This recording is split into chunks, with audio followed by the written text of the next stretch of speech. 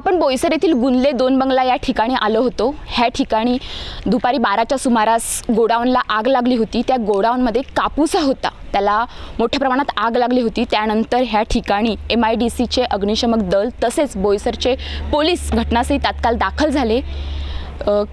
आगीवर नियंत्रण मिळवण्यासाठी शर्थीचे प्रयत्न सुरू असतानाच पोलीस अचानक गोडाऊनच्या मागच्या ठिकाणी आले असता ह्या ठिकाणी एक भयानक दृश्य दिसलं। ते दृश्य असं होते का हे जे गोडाऊन आहे त्या गोडाऊनमध्ये जे अंमली पदार्थ आहेत तो बनवण्याचा हा कारखाना आहे। ह्या ठिकाणी अंमली पदार्थ बनवत होते आणि पोलिसांनी ह्या ठिकाणी ज्या गोणी होत्या किंवा इथलं सामान होतं ते काढलेलं आहे। हे सामान आपण बघू शकतात, ह्या ठिकाणी हे सामान आहे आणि ह्या ठिकाणी उपविभागीय पोलीस अधिकारी विकास नाईक हे सुद्धा घटनास्थळी दाखल झालेले आहेत। आपण बघू शकतात ह्या ठिकाणी ही सुपारी आहे, ह्या सुपारीच्या अनेक गोणी ह्या ठिकाणी आहेत जो गुटखा बनतो। तसेच ह्या ठिकाणी आपण बघू शकतात काही पॅकेट आहेत, ह्या पॅकेटामध्ये हा गुटखा भरला जातो। एकंदरीत हा कारखाना आहे आणि बघायला गेलं तर बाजूला पूर्ण वस्ती आहे आणि ह्या वस्तीमध्ये भर वस्तीमध्ये हा कारखाना आहे। ह्या ठिकाणी बघा मोठ्या मोठ्या गोणी हे आहेत। पोलीस ह्या किती गोणी आहेत किंवा काय आहे ह्याचा तपास सुरू आहे। आपल्यालाच किती गोणी होती काय होतं ते आपल्याला नक्की अजूनही समजू शकलेलं नाहीये। गुंदले ग्रामपंचायत हद्दीतील एका गोडाऊनला लागलेल्या आगीने संपूर्ण परिसरात खळबळ उडाली आहे। ही आग केवळ अपघाती नसून बेकायदेशीर गुटखा निर्मितीच्या धंद्याचा पर्दाफाश करणारी ठरली आहे। या गोडाऊनमध्ये दिवाना आशिक नावाचा सुगंधित गुटखा तयार केला जात होता अशी माहिती समोर आली आहे।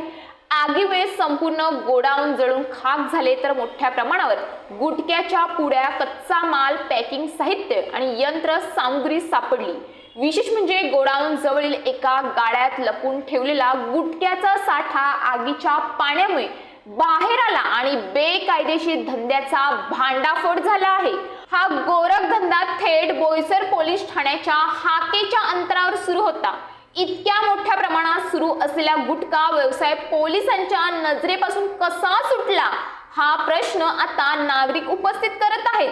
या प्रकरणाचा मुख्य सूत्रधार कोण, गुटखा निर्मितीसाठी लागणारे साहित्य कुठून आणले जात होते याची सखोल चौकशी करण्यात यावी आणि दोषींवर कठोर कारवाई करण्यात यावी अशी मागणी नागरिकांकडून केली जात आहे।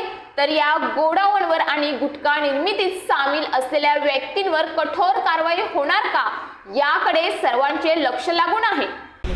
पोलीस निरीक्षक शिरीष पवार सर आपल्या सोबत आहेत। सर, गुंदले 2 बंगला ह्या ठिकाणी ही आग लागली होती। ही आग विझवण्यासाठी तुम्ही किंवा सगळे अग्निशमक विभाग दाखल झाले होते आणि अचानक ह्याच्या बाजूच्याच गोडाऊनमध्ये गुटखाजन्य पदार्थ कारखाना सापडलेला आहे, त्याबद्दल काय बोलणार?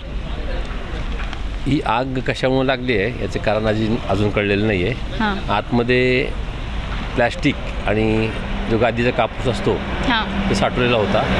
ही आग विझत असताना पलीकडच्या बाजूला एक 10 बाय 15ची एक खोली आहे, त्यामध्ये सुगंधी सुपारी बुडवण्याचा कारखाना दृश्य आम्हाला दिसून आलेलं आहे।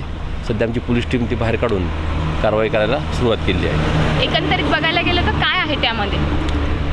सुपारी आहे, तंबाखू आहे आणि काही सुगंधी द्रव्य आहेत आणि काही असा मसाला बनवणारे पाउचेस ते सापडलेले आहेत। पण खरंच ह्या ठिकाणी आग लागली आणि आगीमुळे ज्या कारखाना आहे ह्या कारखान्यामध्ये गुटखा बनवला जातो हे उघडकीस आलेलं आहे। किती माल आहे ते अजून समजू शकलेलं नाही आहे आणि कोणाचं गोडाऊन आहे, कोण मालक आहे हे सुद्धा अजून काहीच माहिती हाती लागलेली नाही आहे। पण भर वस्तीमध्ये रस्त्यालगतच हा कारखाना होता आणि ह्या कारखान्यामध्ये जो गुटखा असतो तो गुटखा बनवण्याचा हा कारखाना आहे हेच माहिती पडलेलं आहे।